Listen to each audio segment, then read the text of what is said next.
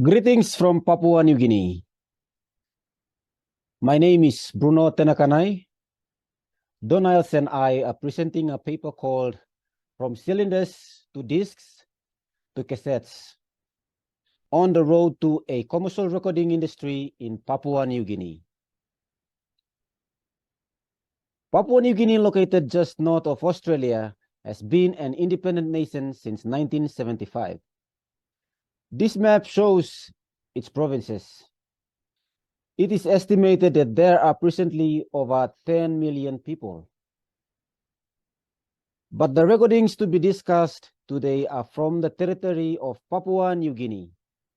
New Guinea to the north of the red line, Papua to the south. The territory of Papua New Guinea was what many people would call a colony of Australia. It existed from 1949 until independence in 1975. During the period of main concern of this presentation, the population was less than 2 million. Papua New Guinea is known for its tremendous cultural diversity, with over 800 different languages. The first audio recordings from Papua New Guinea were made on cylinders in 1898. In the 1920s, the first commercial recordings of Papua New Guinea music were made available in the Hornbostel collection of cylinders, but these were meant for research purposes. The annual reports of British New Guinea list imports for its financial year. Between 1901 and 1907, there are listings for gramophones and phonographs, totaling what would today be almost 70,000 euros. Unfortunately, it is not clear how many devices are included. Gramophones are found in photos a bit later, such as these examples from the 1920s and 1930s. Commercial discs from overseas were played. Such devices were not used for recordings. The famous first expedition to the mountainous central part of the island in the 1933 and 1934 also carried such equipment and used it to amuse and startle the people they encountered. This clip is from the film First Contact.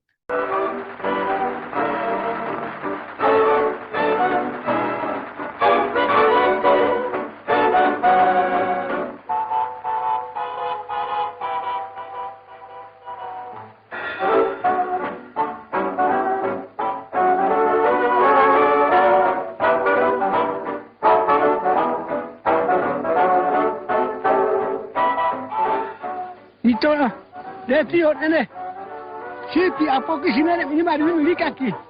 Nama lidori kago hopi minaki. Nama no rukone ne magutie mane bokoro kago arege bane kuri ke rogori da bide kohere be na ane wakini kirabero kuri ke. Yo te ame te here be na ane wakina bero kuri ke. Arege san uko. To nama ruwa aro kama lidoro kago to ruwa aro kama ro kukone ne to mane maguti boko. No li bone ro kago nene. Arege bane kora ako kaka. I'm looking on the bright side, though I'm walking in the shade, sticking out my chest, hoping for the best, looking on the bright side of life. I'm waiting for the right tide, and if luck comes to my aid, giving me a break, I shall be awake, looking on the bright side of life. Today I'm in the shadow, tomorrow maybe the clouds will lift and let the sun shift over to me. I'm looking on the bright side. Researchers also brought gramophones, but to play music from their homelands. Rather than record local music, they include anthropologists such as Margaret Mead and Gregory Bateson in East Sepik province in 1938. In contrast, the 78 discussed here were of course made in Papua New Guinea of Papua New Guineans, and they were also offered for sale.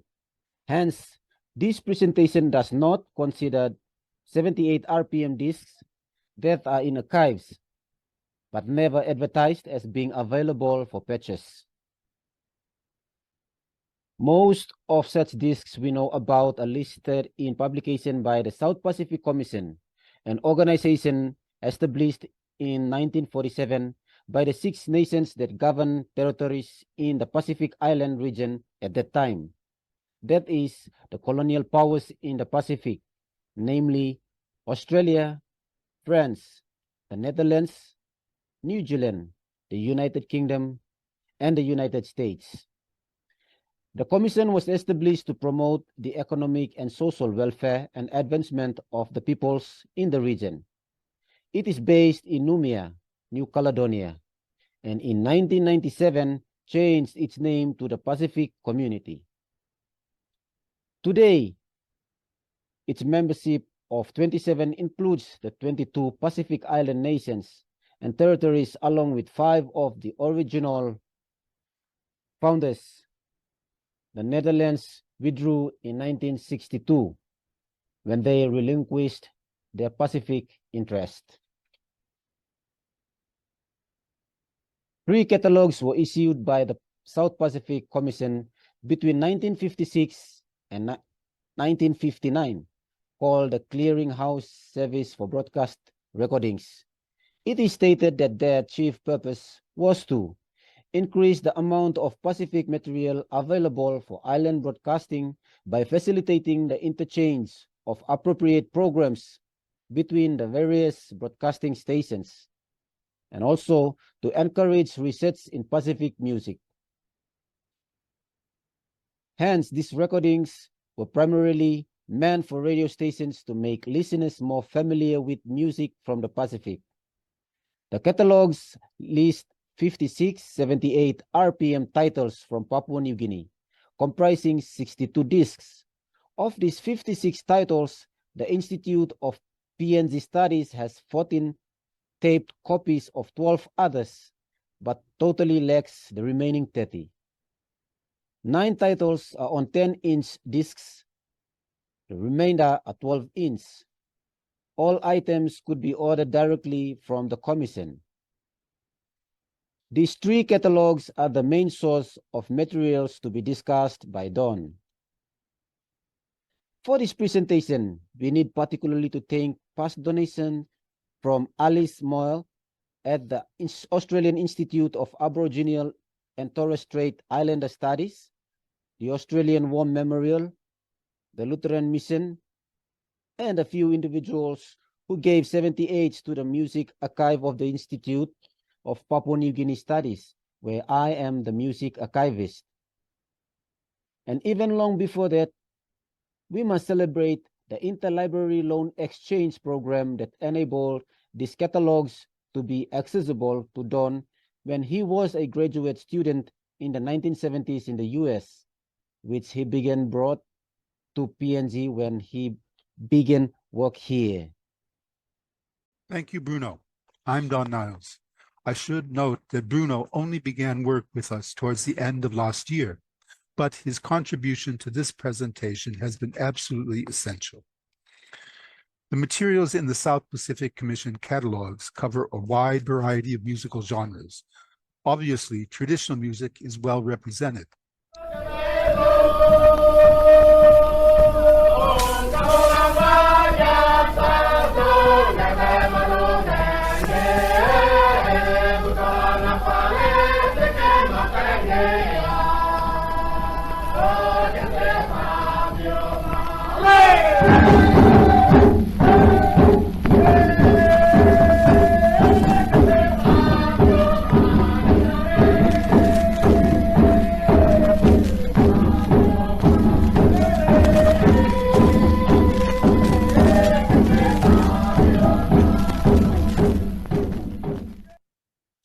But also new types of music that have been introduced as a result of Western contact, particularly religious choirs and bagpipe bands. The latter today remain very much associated with Papua New Guinea's Defense Force.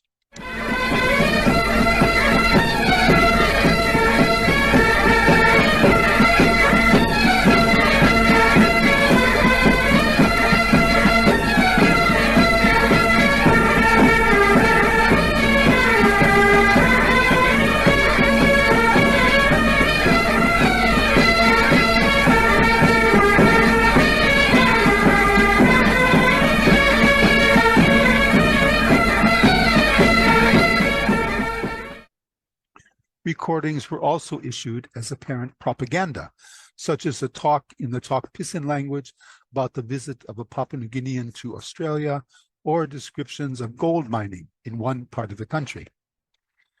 The South Pacific Commission catalogs list recordings vaguely as coming from the administration of Papua and New Guinea. But on a few discs, we learn a bit more. The recordings were made for or by the Department of Education of the territory of Papua and New Guinea. It is not clear whether the subtle difference between for and by is intentional. In 1946, the Papua New Guinea service of the Australian Broadcasting Commission began radio broadcasting in the capital, Port Moresby. The Special Services Division of the Department of Education was responsible for preparing all programs for Papua New Guineans. By 1950, the Department of Education was supplying district officers with wire recorders to record village music, and broadcast officers did the same to supply materials for the Native Peoples sessions on radio. It is assumed that the recordings offered for sale by the Commission generally derived from such sources. In all three South Pacific Commission catalogs, 78s are available for order from the Commission, but were apparently pressed in Australia by two companies. They were issued as a special or custom service, that is, outside their normal commercial releases. These became known as process recordings. Although there are a couple exceptions, it appears unlikely that many of these recordings ever reached Papua New Guineans except through radio. Columbia Graphophone in Sydney offered discs with typed labels and printed ones. Presumably, labels were printed for those that were thought would sell more. EMI, also in Sydney, apparently featured only typed labels. The history of the Columbia and EMI names and companies internationally is complicated, and frankly, I still do not understand many of the intricacies. But in Australia, it appears that by 1957, the two companies had merged. Even before this time, both companies may have pressed discs at the same location. This close relationship between the two companies for the 78s under discussion is reflected quite clearly by the release of exactly the same recordings on both labels as seen here. In the 1957 catalog, there is also a special section for discs from the Australian Broadcasting Commission, which were to be ordered directly from the ABC, not the South Pacific Commission. Interestingly, at the bottom of the label, it is noted that the discs were processed by Columbia Graphophone. Hence, all three labels are intimately connected. Most labels also contain some notice that they are not to be publicly performed or broadcast without permission. Nevertheless, the first South Pacific Commission catalog notes that recordings, quote, will be made available only to radio stations for broadcasting purposes and to certain interested organizations and individuals for private use, that is, not commercial use. For the latter, permission would have to be obtained from the contributor. Only a few of these South Pacific recordings can be dated with any precision. One has a date on the label, the 13th of April, 1944, and another was recorded during the visit of Prince Philip, Duke of Edinburgh, Queen Elizabeth II's husband, to what is now Manus Province. We now know that this was on the 14th of November, 1956.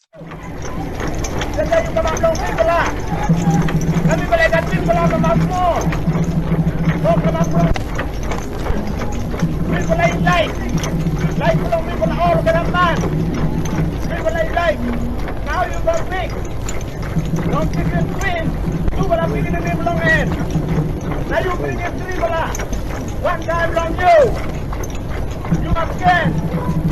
Some people like looking twins. One time long two bala picking. That's all. Long me.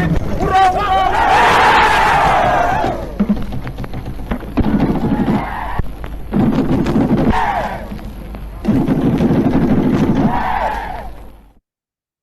Here, the speaker implores the Duke to return, but next time, with the Queen and their 2 children.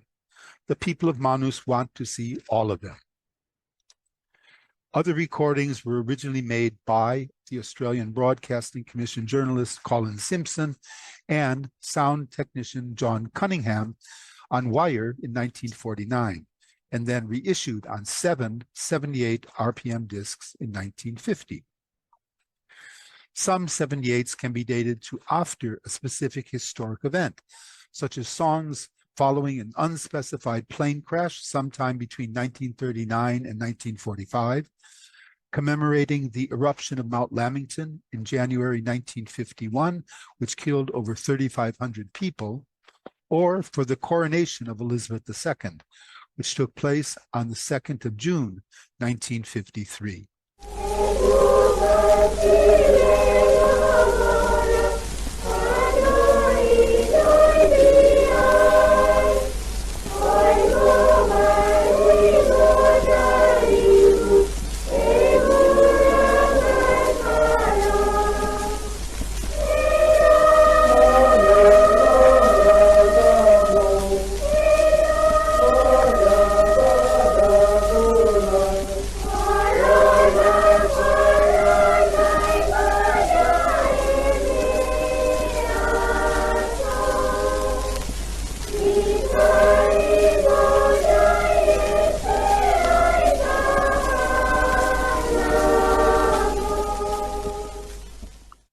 Most recordings, however, can only be dated as to some time before the publication of the catalog in which they first appear.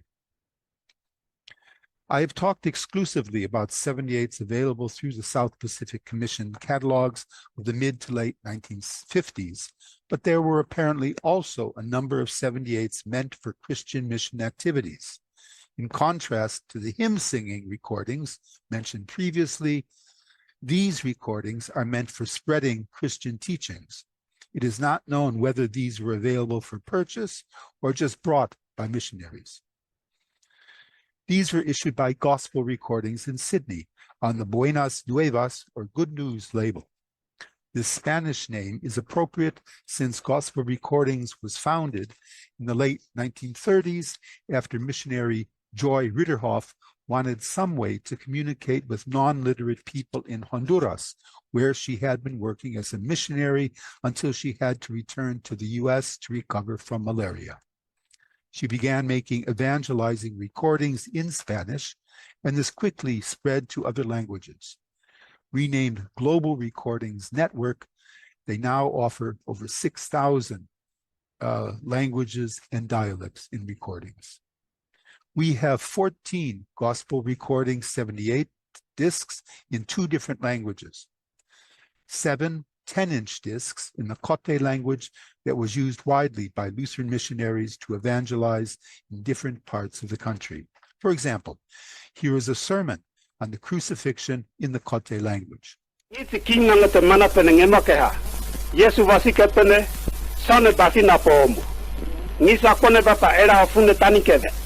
Ngie maripon ko domahu iya kintinere mana mengemokeha ine Yesu atanra muve go paradisio mama nore mana suteme eme fungne ira honena mane ko mi king emane bafua hu joenga pene eme Yesu e puru tinere era king nange batamire hu ine sambatine nore omu.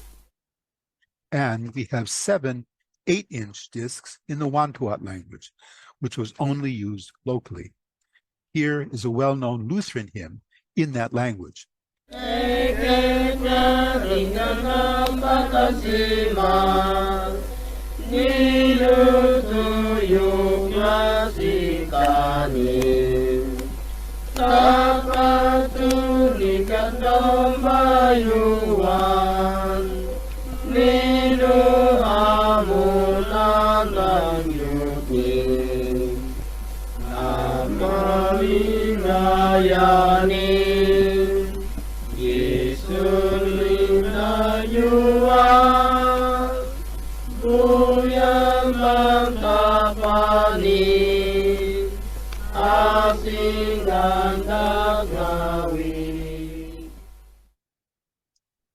In conclusion, 78s in Papua New Guinea did not kickstart a local music industry. Rather, they were always intended for a very limited audience, often just for broadcast.